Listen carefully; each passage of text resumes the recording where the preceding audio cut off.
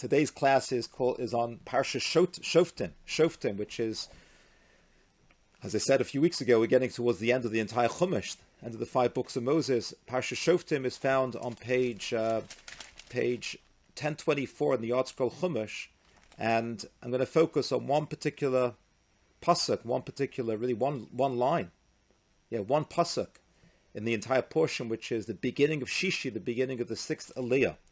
And it's very noteworthy. Again, if you have the Chumash in front of you, I always point this out, that whenever you see verses which are surrounded by spaces, then that connotes a parsha unto itself. So, strictly speaking, we would call the whole portion of Shoftim the Sedra of the week. That's how they sometimes refer to it. The Sedra of the week is Shoftim. But within the Sedra, there are many Parshas, many small paragraphs, which are called Parshas, strictly speaking. So on page 1036, the beginning of the 6th Aliyah, there's a very short Parsha of just one solitary verse. One verse. It's chapter 19, verse 14. And the verse says, Lo sase gevul re'echa, asher govlu rishone benachlosecha, asher tinchol. You shall not move a boundary of your fellow.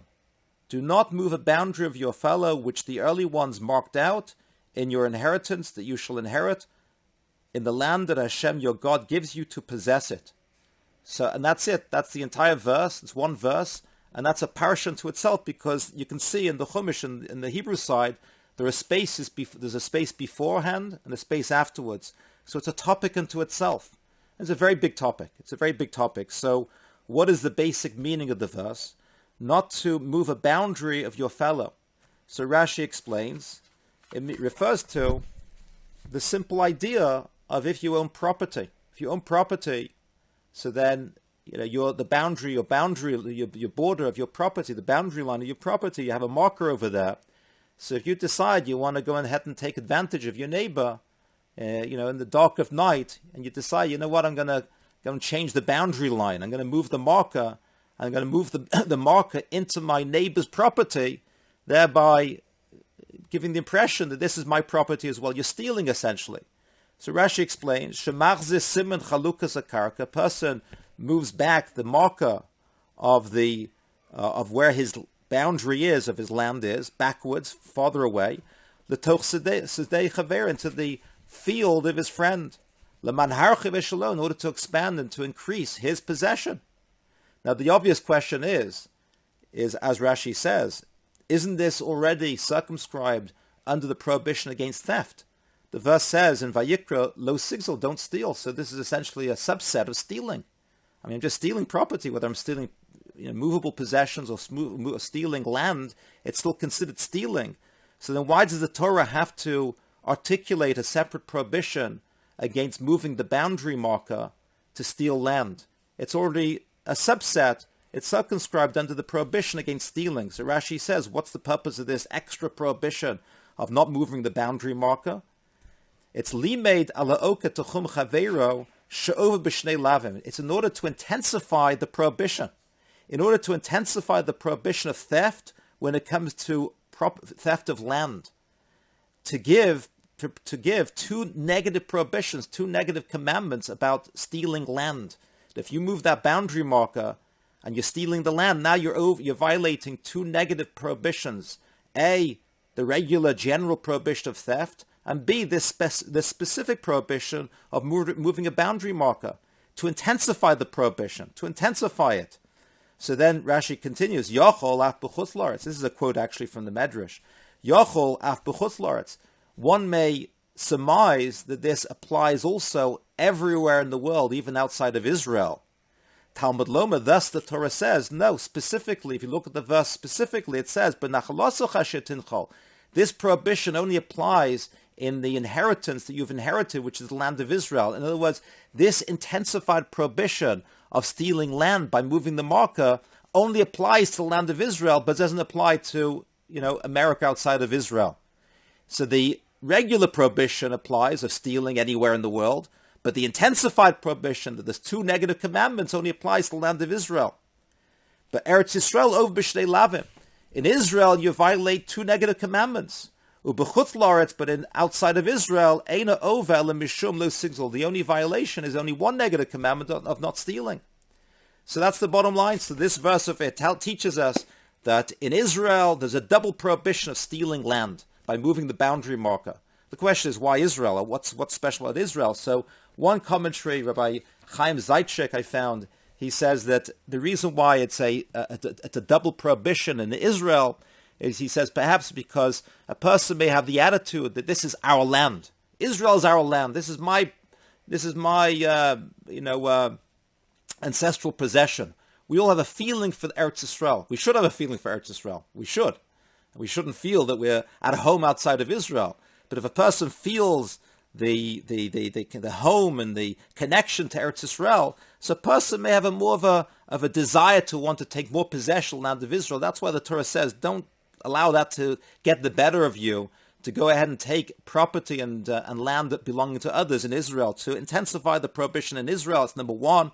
It's out because a person may have the attitude, this is my land, this is my home, and also it's very holy as well. It's a holy land, so a person may have more of a compulsion to go ahead and do this in Israel, and therefore the Torah blocks us by putting this extra prohibition. Don't do this in Israel on this vis-a-vis a second violation. But in contrast, in the diaspora, every Jew feels on some level that he's a stranger, not at home. So therefore, the level of prohibition is only a one violation prohibition, or one negative commandment violation. And in Israel, two negative commandments. So that's the pshat, the basic simple meaning of this verse. Not moving the boundary marker to steal land of your neighbor. That's what the verse is referring to. Now, how often this becomes applicable to us in our everyday life is very infrequent. I mean, most people don't have, and it's just not a very common situation that most of us are going to encounter. However, the Gemara uses this verse as a springboard, not just as a springboard, but uses this verse as the basis for a whole other area of Jewish law, and that is the issue of encroaching upon someone else's livelihood. Because conceptually, if I'm moving the boundary marker to take possession, to take advantage of you, and take possession of your property, conceptually, any time that a person opens up a business in competition with somebody else, they're also doing the same thing in a certain sense. They are competing, and therefore they're taking away livelihood and profits from the other person's business, because I want to take advantage. Not take advantage. I'll explain the halachas in a few minutes. But the act of opening up a competing business with somebody, thereby reducing your profits, so that's in a certain sense like I'm moving the boundary marker. I'm taking advantage. I'm possessing that which belongs to you and taking it for myself.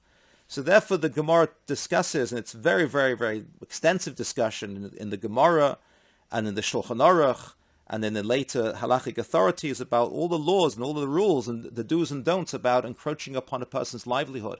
And they call it, it's described hasagas gavul, which is from the expression of this verse of not moving the boundary marker. Hasagas gavul is moving the boundary marker and encroaching upon a person's business. It's also the subject of a verse later on in Devarim 27:17, which is a few portions. I think it's a few in two more portions from now in Parshas Kisavo, in the list of curses, the blessings and the curses which they recited upon their entry into the land of Israel. There's a whole list of blessings and curses. Chapter 27. Cursed is this individual, and in verses 17, page 1075, accursed is the one who moves the boundary of his fellow, and the entire people shall say Amen. And it's again referring to, the commentaries explain, it's referring to encroaching upon a person's livelihood. The same expression, and it's called Yored L'umnus Chavero, going down into the livelihood of another individual. So I want to discuss this. It can be a legalistic discussion, but I want to just touch upon some of the practical aspects of this prohibition and then weave it back into a little bit more of a philosophical, spiritual perspective as well. So first of all, it says in Makos 24a, Talmud Makos, it says, I think we've discussed this passage of Talmud before, the Gemara there talks about how we can condense all the 613 mitzvahs into more fundamental mitzvahs. So, for example, one of the opinions there in the Gemara says that all the mitzvahs in their entirety, all the 613 mitzvahs, can be summed up with one mitzvah. What's the one mitzvah that all 613 mitzvahs can be summed up by? Belief in Hashem. Amunah, faith in Hashem, belief in the existence of God. So that's one opinion.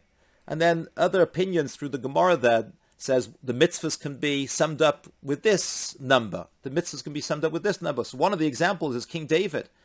Psalm 15 said, and King David came and established the 630 mitzvahs, and he established them upon 11 mitzvahs altogether. And you can take a look at this. Psalm 15, a psalm of David. Lord, who shall sojourn in your tabernacle?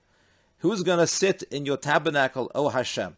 Who shall dwell upon your sacred mountain? Who will have the merit to dwell with Hashem? And he lists off 11 attributes that deserves a person the ability to be able to sojourn with Hashem. Number 1, he who walks wholeheartedly. Number 2, he works with righteousness. Number 3, speaks truth in his heart. Number 4, who has no slander upon his tongue. And number 5 does not do evil to his friend, and that's, the Gemara says, refers to one who does not infringe upon another's livelihood or trade, constituting illegal competition. So this is one of them. Illegal competition. Infringing upon a person's livelihood is one of these things. It's number 5 in that list. And then I'll just read off the rest of them. Number 6 is not takes reproach against his relative, in whose eyes a vile person is despised. He honors those who fear the Lord, takes an oath to his own detriment and changes not. He neither gives his money doesn't give his money with interest, doesn't charge interest, nor does he take a bribe against the innocent. He who performs all of these things shall never be moved. But the 5th one in the list is encroaching upon a person's livelihood. So what are the laws of this? And let me explain over here. This is not one of my legalistic seminars, CLE seminars, so I don't have to feel obligated to get into the nitty-gritties of this. It's complicated. I think I once gave a class of this years ago, and I got all confused with all the different details, but it's a complicated subject. So I just want to share with you just the headlines, the main principles, right? The main principles for the halachic technical applications of this law. You really have to speak to someone, a posek. A posek is a halachic authority. But the general principles are as follows. And that when it comes to unfair competition, the general principles are as follows. Number 1, that the major prohibition only applies to people who live in a different city, right? So the prohibition against unfair competition applies to people who live in a different city. What's the definition of a city? Again, speak to your local Orthodox rabbi. Number 2, even the members of your own city who may have more of an allowance to engage in quote-unquote unfair competition, even though once you're allowed, it's not called unfair competition, because if you're allowed to do it, it's not called unfair.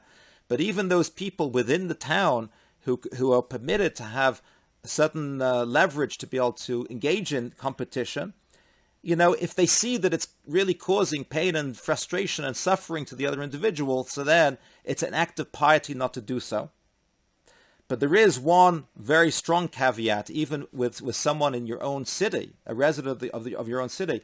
The law is, if that competing business will destroy completely the profits of the existing business, then they're forbidden to open up that business. Now, the definition of what's destroying completely the profits, so Rav Moshe Feinstein, who was a more recent, one of the great famous halachic authorities in the 1900s, he says, it's not a question of losing one's home or one's ability to put food on the table. Instead, it's losing one's ability. Losing one's ability means losing the ability to earn as much as the average individual in one socio-economic class.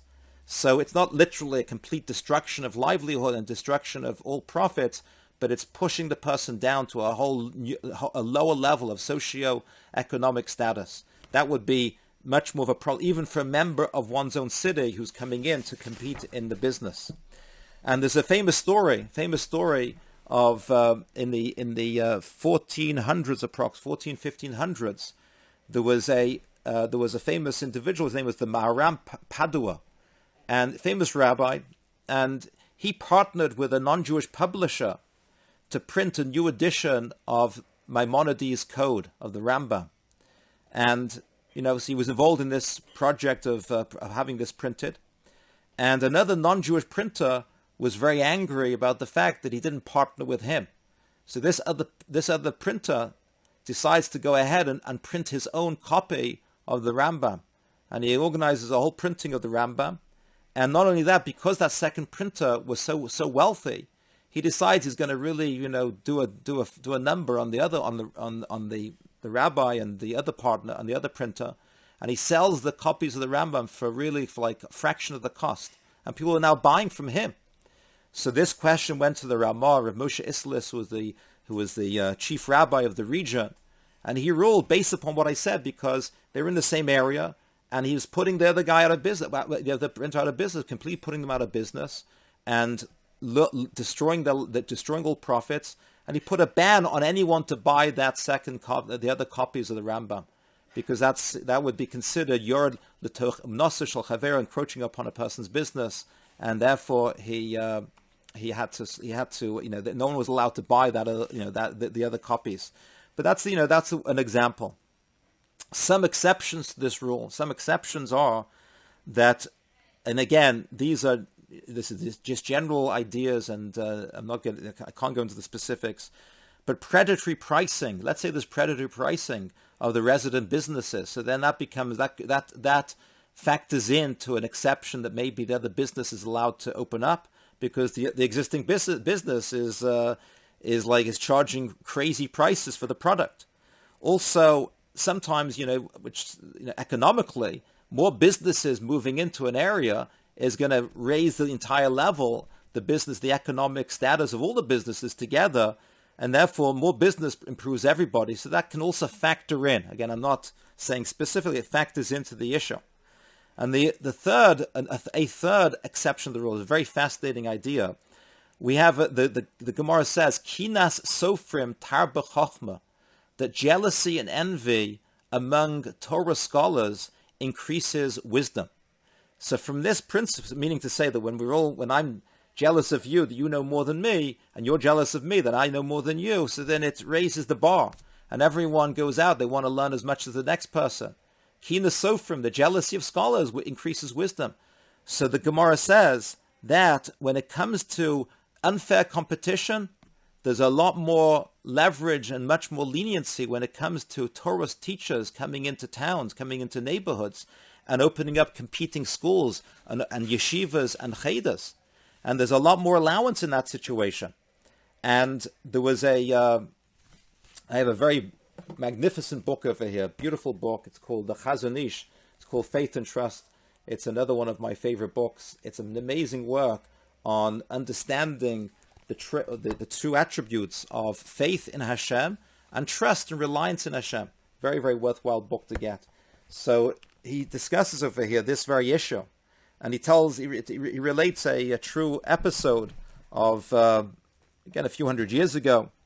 There was an episode where there was a town in Europe where there was a school already, a yeshiva or a cheder, whatever it was. Actually, it was a yeshiva in the town, and then some rabbis came in from a different town to open up a competing school, another yeshiva. So the resident teachers were objecting to it, and they're trying to drive out the teachers out of town. And the teachers coming in, the yeshivas, the rabbis coming in, wanted to open up the town, so there emerged a whole dispute about it. The resident teachers said, this idea of the more scholars there are, the more wisdom is increased, they claimed only applies to teachers of very young children. So the rabbi, who was the chief rabbi at that time, his name was the Yad Shol, he said no. He said that the people, the incoming teachers have every right to come in, because the concept of jealousy among scholars applies to them as well, and they're allowed to come in, and there's no such argument, there's no such objection, and all these resident teachers inside they're completely wrong for preventing them coming in, even though they're scared about their own livelihood. They're wrong, And you're allowed to have, because the proliferation of Torah and the increase of yeshivas, the increase of schools and chadorim, that's of paramount importance, and they have to come in. You can't stop them from coming in. But I want to read to you what the Chazon Ish writes over here, because it's a phenomenal perspective and has such far-reaching impact in many areas of our life. And he says the following. He says, the fact that local craftsmen are allowed to hinder because of the danger of damage.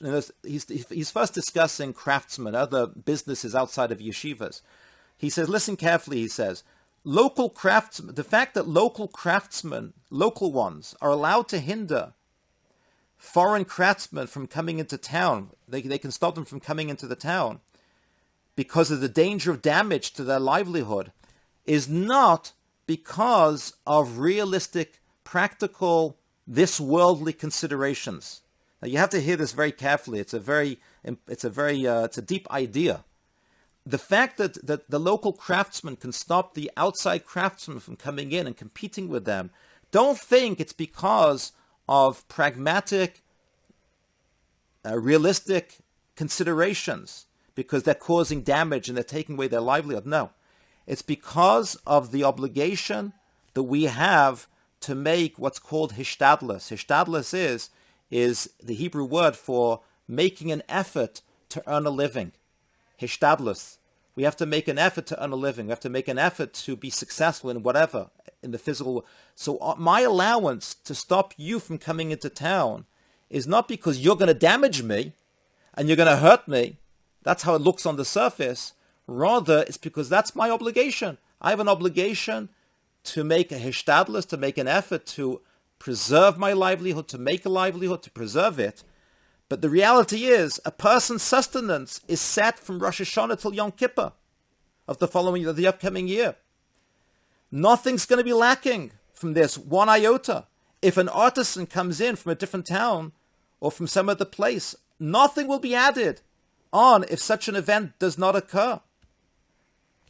I think the reason why I have to stop you from coming in is because you're going to diminish my livelihood. That's not true.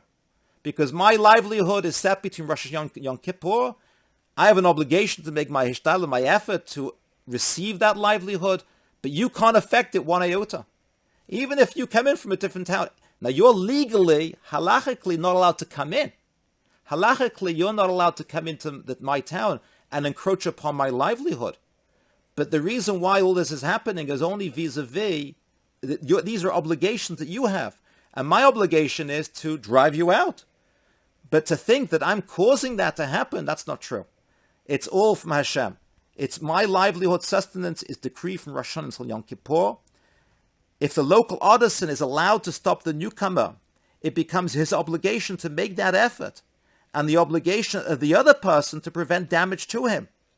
If it is not permitted to stop him, there is also no obligation to make this effort, and he cannot consider his fellow as someone who is causing him damage.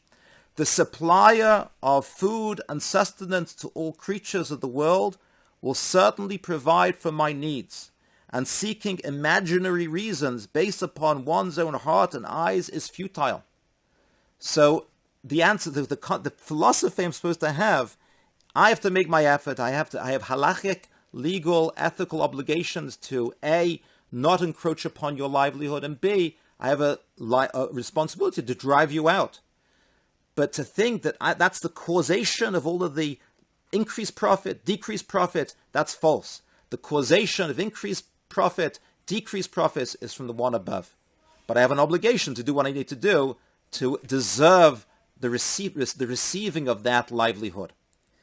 And it goes one step further, he says, blaming one's fellow man for all of one's troubles and seeing him as the cause for one's lack of success, when this fellow Jew is innocent according to the laws of the Torah, is falling into the trap of lack of faith in Hashem's providence. For one of the principles of fear of Hashem is to believe that no creature in the world has any power to harm or benefit without Hashem decreeing it. And if the fellow Jew is indeed acting improperly against the law, it is possible, listen carefully, it's possible that it's about him that is said that Hashem causes a person who was already guilty to become the agent to deliver another person's punishment. In other words, that this evildoer becomes the tool to bring about the troubles that have been decreed for the other.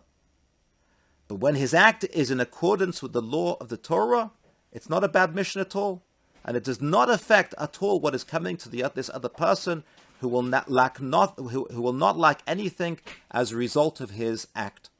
It's a very, very important hashkafa, important perspective on life, that while we have an obligation to behave and to act and to perform the responsibilities that we have, hishtadlus, worldly effort, but we have to always keep in mind that the causation, the ultimate causation of success and lack thereof, is not because of my efforts, but because of what's decreed to me. I have an obligation to make an effort. That's the condition to receive the blessing. And if I fail in making an effort, then I don't deserve those blessings. I have to make my hishtadlus, my hishtadlut, for Yuri. I have to make my hishtadlut, my effort. But to think the hishtadlus is the causation of it? No. The hishtadlus, the effort, is the condition that makes me deserve what's decreed for me from above. So plugging it back into this again, so, there are circumstances where the competing business is not allowed under any circumstance to come in. And there are certain times when the competing business is allowed to come in. When the competing business does come in and they're allowed to come in, and they are making you feel threatened and you feel like you're losing your livelihood, the idea to keep in mind is to think, you know what? They're acting legally, ethically, halachically, everything is fine. They're acting according to the Torah law, and it's not going to affect me. I trust in Hashem. I rely upon Hashem that my livelihood is decreed anyway. It's going to come. As long as I make my effort, it will come. I have to just make my effort. They're not going to take away an iota of what I have. And they're not going to even add to an iota. If I drive them out illegitimately, illegally, and non-halachically, I think I'm going to increase my profits. That's not true. It's not going to work. It's not going to happen. And this is all. So these are the principles which we learn from this verse of not moving the boundary marker, and then in the application, not taking advantage of other people's business or preventing another person's business from starting off by me pushing them away. So that's the halachic perspective of this verse. The Rabbeinu Bachya, who's one of the famous Rishonim, famous medieval commentators, he sees in this verse more of a spiritual message as well. He says the following. He says, when the verse says, don't move the boundary marker, I'm going to read what he says. He says, it's possible to say that included in this verse is sheyichlol hakosav azhara lekadmas olam. Included in this verse is a warning against believing in the antiquity of the universe. What does that mean? Let's read the verse. I'll read the verse in the way that he understands it, or he sees has an appreciation in the verse. The verse says, I lost the place over here. The verse says, Lo sasid. It's referring to God, basically. This verse can be understood as to referring to Hashem directly. Lo sasid gvul re'acha. Do not move the boundary of your friend. Now, who's your best friend? Don't tell me it's your spouse or your children or your best friend, whoever it may be. Your best friend is who? Who's your best friend? I can see Rhoda saying it. Yeah. Hashem is our best friend. In fact, actually it says in the verse, love your neighbor as yourself. Right? Is actually with the comments say it's referring to Hashem. Hashem's it's referring to. Your best friend is Hashem. So don't move the boundary of your best friend backwards. What boundary did he create? He created creation. He made the universe. He started the universe. So the boundary which he brought into existence, the boundary is the boundary of the start of life, the start of existence. There was a start of the universe, there was a start of time, there was a start of life, there was a start of everything. That's the boundary. Don't push it back, because there are people, certainly of ancient belief, people believe this as well today. There are people who believe that the universe has always existed. Well, actually, maybe not anymore. Big Bang, Already now people understand there was a beginning of physical matter. But for thousands of years, people believed that the universe existed for antiquity, always existed. But even if we understand there was a beginning, even according to science, the concept is still resonant, because the idea is don't push the boundary back. Don't push God's boundary away from you. Don't push him away from you. Don't push God backwards away. In this, he's saying the beginning of the universe far, far away, that God has never even started the universe. Don't push God out of your life. Don't push the boundary of the existence of God out of your life. Ashagovlu Rishonim, that which the Rishonim established as being true. Who's the Rishonim? The Rishonim is the early ones. And the early ones refers to the patriarchs, and in particular Moshe Rabbeinu, because they're the ones who taught us about the creation of the universe. They established in the hearts and the souls of the Jewish people, their descendants, the existence of God, the belief in God. So don't push God out. The God that your patriarchs, your matriarchs, your ancestors established for you, don't push him away. And then he said, especially in the land of Israel, the center of the universe, which Hashem gives to you as an inheritance. Don't push God out of your life. Now, if that's what it means, actually, one more thing he says. He says we always have to keep in mind juxtapositions in the Chumash. The previous passage right before this one over here about this prohibition against moving the boundary marker is talking about, it discusses the cities of refuge. There's a whole law in the Torah about cities of refuge, which is for accidental murder, and there was a special allowance for someone who committed accidental murder, that they would have what's called the 6 cities of refuge, the Ari Miklat. It was a place of safety and safe haven for someone who killed by accident. He's immune to any type of retaliation from relatives and friends of the victim. However, that's only applicable to accidental murder. Someone who commits outright murder and kills someone deliberately doesn't have that safe cities of refuge. So what's the juxtaposition over here? So Rabbeinu Bachya says the juxtaposition is that in the same way, when it comes to outright murder, there are certain acts where we don't have any safety. There's no safe haven. When it comes to outright murder, there's no safe haven. Similarly, when a person pushes God out, there's no safe haven. Push God out of our life, there's no safe haven. There's no symbolic or mystical 6 cities of refuge. The 6 cities of refuge, again, on a practical level, is for the accidental murderer. But the Rabbeinu Bachya writes, he says that there are 6 mystical extremities in the celestial regions of the universe in which the soul of the sinner is able to receive his pardon from the loving kindness extended to him by Hashem. Meaning to say that there's some type of, I don't know what this means, but there's mystical dimensions, 6 mystical dimensions in the celestial regions that provides pardon and safety and safe haven for the person who deserves it. So the Torah says the person who pushes God out completely doesn't have those six places of refuge. But the message is push God out, and that's it. We're lost. Push God out, we're lost. So the truth is that philosophical, spiritual message of the verse really dovetails perfectly with the halachic perspective of the verse as well. What's the halachic? The halachic perspective of the verse is what I said before: encroaching upon a person's livelihood. When people put God out of their life, and God does not exist in our lives, then 2 mistakes happen. Number 1, if God is not in my life, I take advantage of people because I don't have an objective morality anymore. There is no one that I have to answer to. There's no moral being. There's no God that I have to answer to. I can do what I want. The reality is that if you don't believe in God, you can do what you want. Because if you don't believe in God, we live our lives, we die anyway. There's no memory of ourselves, no memory of anything left behind. So really, it can give license to somebody just to live life in the most selfish, egocentric, hedonistic way they want to live.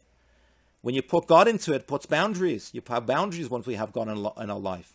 So when somebody who does not have God in his life takes advantage of other people, he becomes the encroacher of another person's business. I don't care. he becomes the guy who moves the boundary mark. I don't care. There's no higher being that I have to answer to. God is not in my life. That's vis-a-vis the encroacher, the person, the competing person. And then vis-a-vis the victim, when God is not in his life, so he's scared. He's scared of other people. He's scared of what other people are going to do to him. You're going to take away my business. You're going to diminish my livelihood. You're going to hurt me. You're going to punch me. You're going to do this to me. I'm completely at the whim and whimsy of everybody else. I'm completely moved by everybody else's actions and decisions. I'm controlled by everybody. No, I'm not controlled by everybody because God is in control. Hashem's in control. I don't need to be afraid of what you're going to do to me. It doesn't make it legal, doesn't make it right, doesn't make it proper for you to do. Of course, that's your responsibility. And I have to protect myself accordingly. But when, God forbid, things happen, right? When things happen as a result of another person's unethical, illegal behavior, that's their problem. That is their problem. They have to answer to Hashem.